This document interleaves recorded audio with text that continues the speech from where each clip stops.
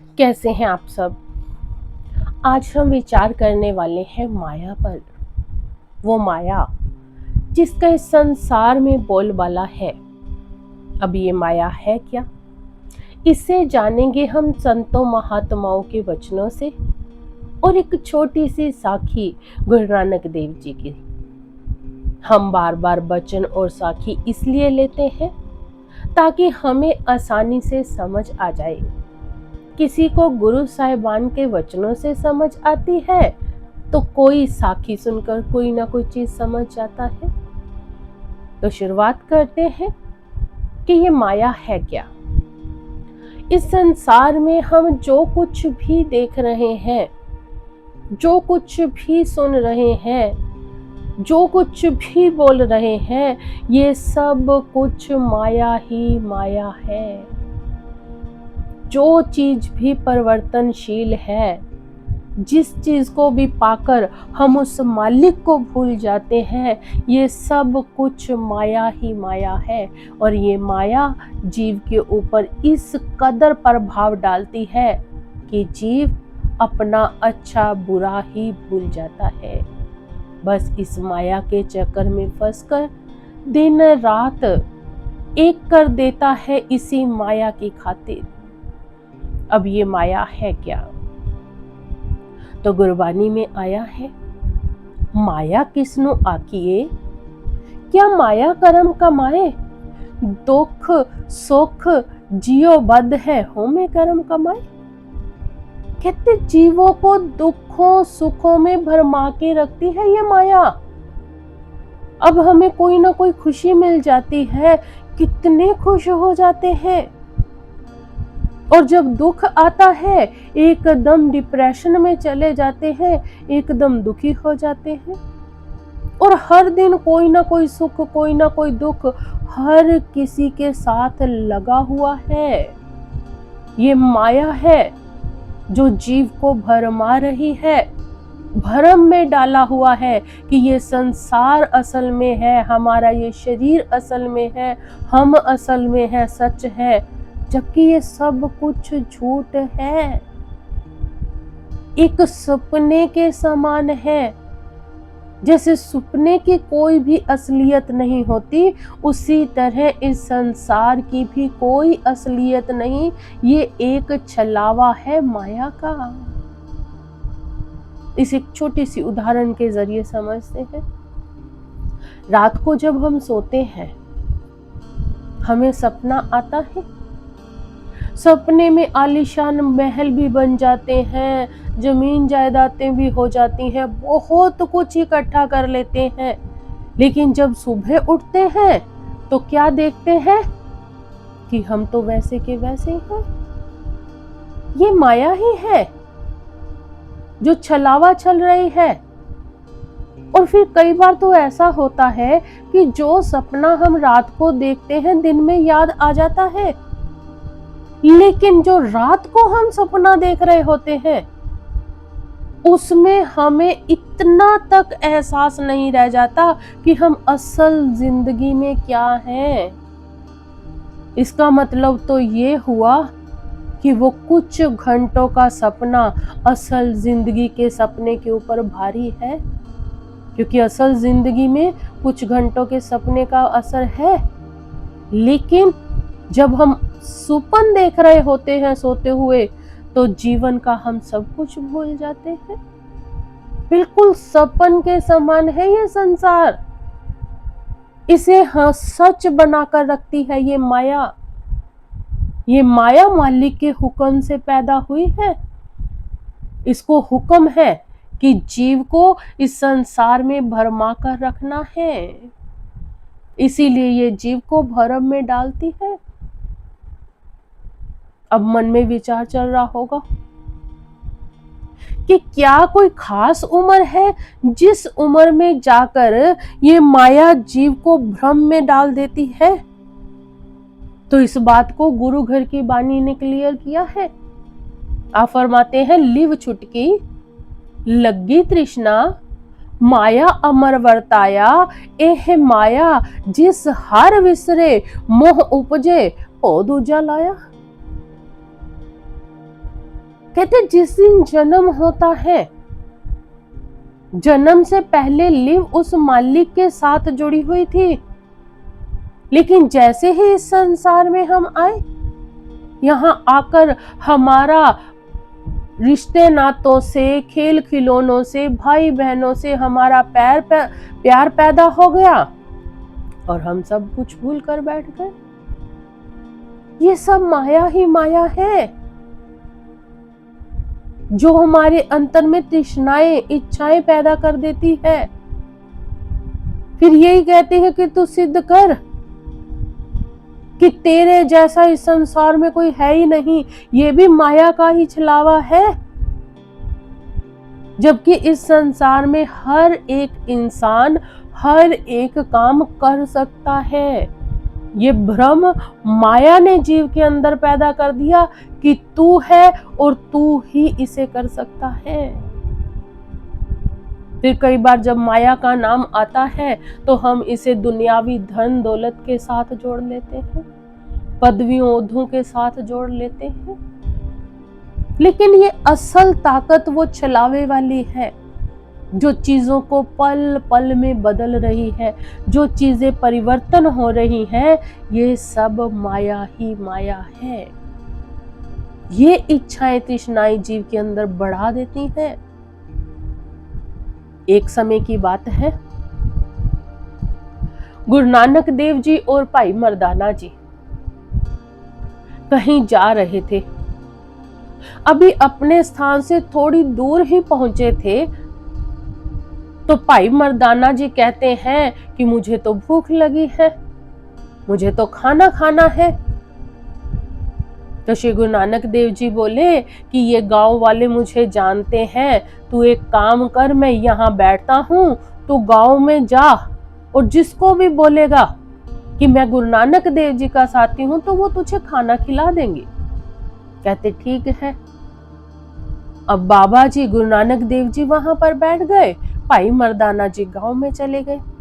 वहां जाकर उन्होंने जब बताया तो सबने बड़ी आवभगत की, बहुत कुछ खाने को दिया, अच्छे अच्छे सुंदर सुंदर कपड़े तक लेकर आए जो भाई मर्दाना जी को पहनाए गए।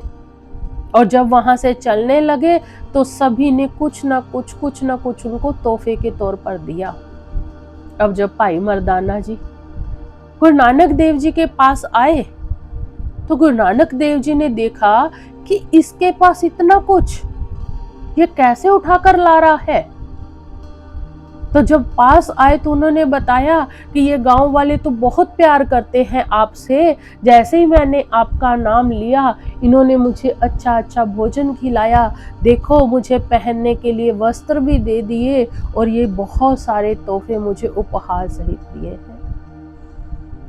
तो गुरु नानक देव जी ने कहा, मर्दान्या, भोजन और कपड़े तक तो ठीक है, लेकिन ये इतना भारी भरकम बोझ लेकर हम आगे जाएंगे कैसे?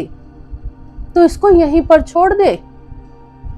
तो भाई मर्दाना जी कहते हैं नहीं नहीं, इन सारी चीजों में उनका प्यार है, मैं इन्हें ऐसे नहीं छोड़ सकता, ये उन्होंने मुझे बहुत प्यार से दी है, मैं तो इन सब चीजों को साथ लेकर चलूंगा।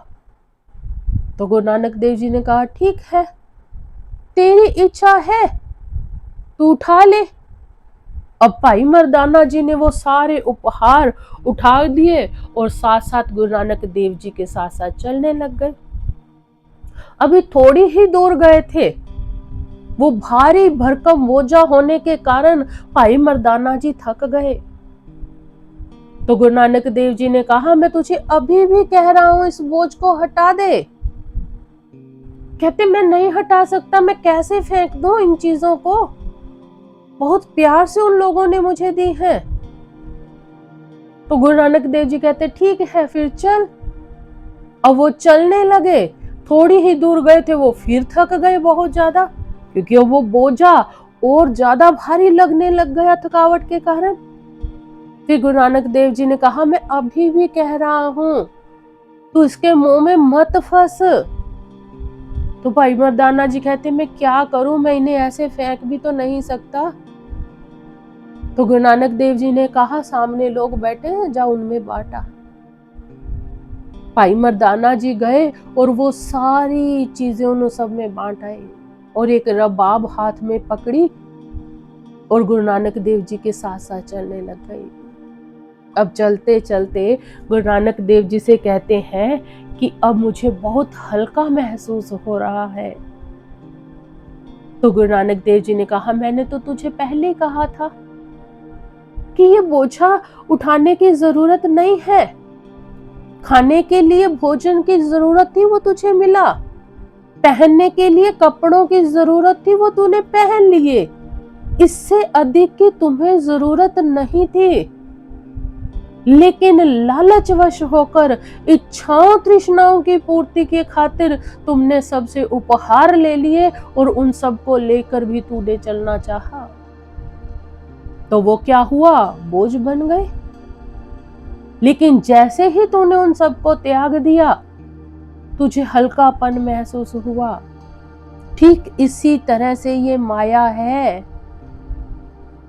हमें जितनी जरूरत होती है उससे कई गुना ज्यादा चीजें हम इकट्ठी करना शुरू कर देते हैं, जो कि बोझ बन जाती है।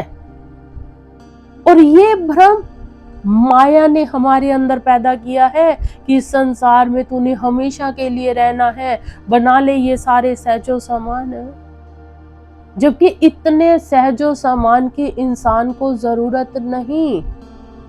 जितनी जरूरत है उतनी वो मालिक, वो भगवान, वो रब, वो खुदा सबको दे रहा है और वो पहले से तय है। वो जन्म से पहले ही हमारे लिए सारी व्यवस्था कर देते हैं। लेकिन हम हैं कि हम और की लालसा में और इच्छाओं तृष्णाओं की वजह से इस संसार में दुखी होते रहते हैं। दुख सुख जीवबद्ध है। ये जीव को दुखों और सुखों में भरमा कर रखती है, बहुत सारे भ्रम पैदा करती है और कई रंग रूप भेक बनाती है। ये कबीर साहब जी भी फरमाते हैं, कबीर माया चोरटी मुसमुस लावे हाट, एक कबीरा नाम सा जिनकीनी बारो बाट। कहते ये तो एक चोरनी, एक ठगनी है। ये अपनी हाट, अपनी दुकान इस संसार में चलाना चाहती है, चलाती भी है। इसीलिए जीव को बार बार भ्रम में भरमाती है। जैसे हम किसी दुकान या शोरूम में जाएं, कैसे बहुत सारी चीजें डिस्प्ले की होती हैं, बहुत सारी सामान सामने रखे होते हैं, जिसे देखकर मन करता है कि इन चीजों को खरीद लें। इसी तरह माया ने हाट भाव दुकान लगाई हुई है। ये दुनिया की चकाचौंध ये हमें दिखाती है और फिर इसी में फंसा देती है। पर कबीर साहब जी फरमाते हैं, एक कबीरा ना मूसा जिनकी नी 12 बाट। कहते मैं नहीं मूसा, मैं नहीं ठगा गया इसके हाथों में, उल्टा मैंने तो इसके 12 टुकड़े करके फेंक दिए। अब ये कैसे संभव हुआ? कबीर साहब जी ने कैसे इसके 12 टुकड़े किए? तो आप जी ने ही अपनी बानी में फरमाया, कबीर आए मुझ पर अनक करे कर पेख, हम राखे गुरु आपने उनके नो आदेश। कहते ये नहीं कि मेरे पास नहीं आई थी ये माया, कह रहे अनेकों रूप रंग भेक बनाकर मेरे पास आई, पर मैं नहीं इससे ठगा गया। क्यों नहीं ठगा गया? कहते मेरे गुरु ने मुझे आदेश दिया, हम राखे गुरु आपने उनकी नो आदेश। क्या आदेश किया गुरु ने? कि तू मालिक की भजन बंदगी कर। क्योंकि जो लिव टूटती है जब जीव इस संसार में आता है, मालिक से जब लिव टूटती है तब ये माया भरमाती है जीव को। लेकिन अगर वही लिव वापस मालिक के साथ जुड़ जाए तो ये माया जीव को भ्रम में नहीं डाल सकती। फिर ये माया जीव को कुछ नहीं कहती। ये तब जीव को कहती है जब जीव खुद इस संसार में फंसा रहता है, वो मालिक की बजाय इस संसार का ध्यान करता है, तो वो माया में लिपत हो जाता है। लेकिन जो भाग्यशाली रूह है, जो भाग्यशाली मनुष्य मालिक की भजन बंदगी करते हैं, उसके साथ लिव जोड़ कर रखते हैं, वो कभी भी इस माया में लिपत नहीं होते। अगर हम भी चाहते हैं कि हम भी इस माया से निर्लेप हो जाएं, हम भी इस माया के जाल से ऊपर उठ जाएं, तो हमें रोज रोज उस मालिक की भजन बंदगी करनी है, ताकि हम भी इस माया से निर्लेप हो जाएं। हमें भी समझ पड़ जाए कि ये दुनिया के सहजो सामान, ये दुनिया के रंग तमाशे, ये हमारे अपने नहीं है।